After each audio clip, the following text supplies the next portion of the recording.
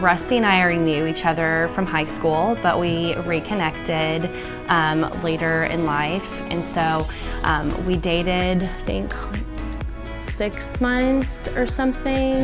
Not very long. Yeah, and then 6 months, and then we got engaged and we're married a month and a half later.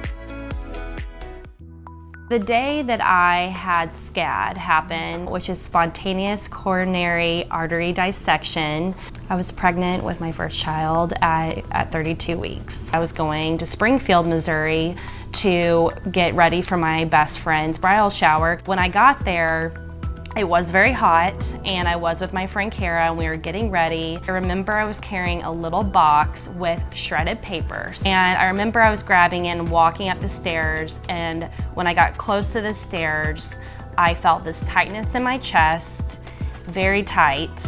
I would kind of describe it as when you might swallow, something that didn't go down correctly and you're like, oh my gosh, that hurt really bad. Well, it didn't go away, and then the tingling happened where it started on my shoulders and went down my arms, and that's when I knew something was wrong.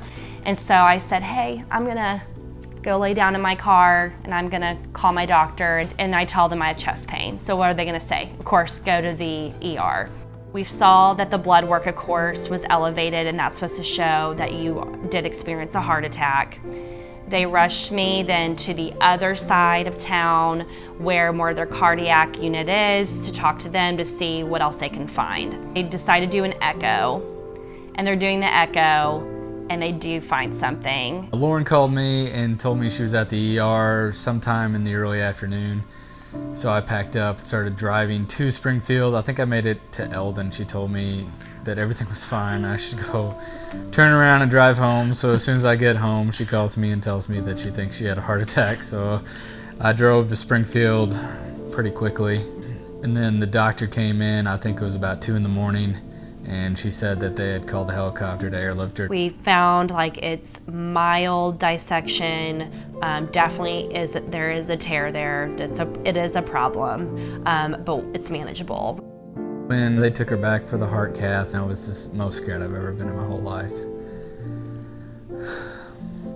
However, it was not safe to stay pregnant. At one point, my heart rate during it was going up and Claire's was going down.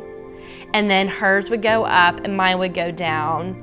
And it was almost like we were just this, yin and yang, kind of helping each other out, is how the nurse described it.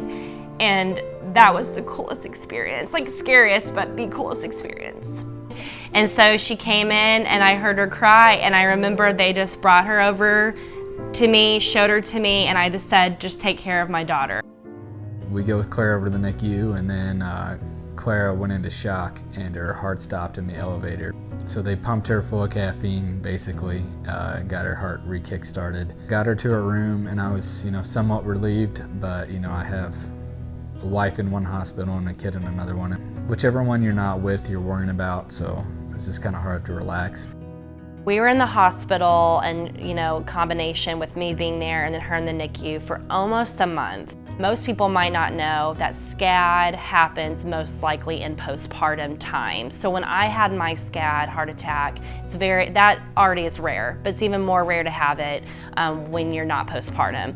I believe that this happened, a layer of why it happened is I was going through such emotional stress, and obviously probably some physical stress because I was overly active. I decided I did want to have another child. There for a while, I'm hearing every doctor that I've ever met in my head, and of course hearing my family, my friends, everyone say, no, you can't do that, you can't do that, you can't do that, which rightfully so, I would say the same thing to them. But I did make up my mind that I know that I meant to carry a child again.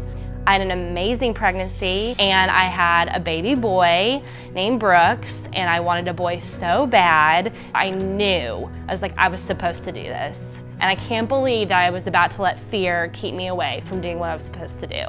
SCAD in itself should be preventable, but there's not enough proven evidence now of why it happens. We need to make sure that we all band together and we do whatever we can to give back and give to American Heart Association so that we can find a cure for this.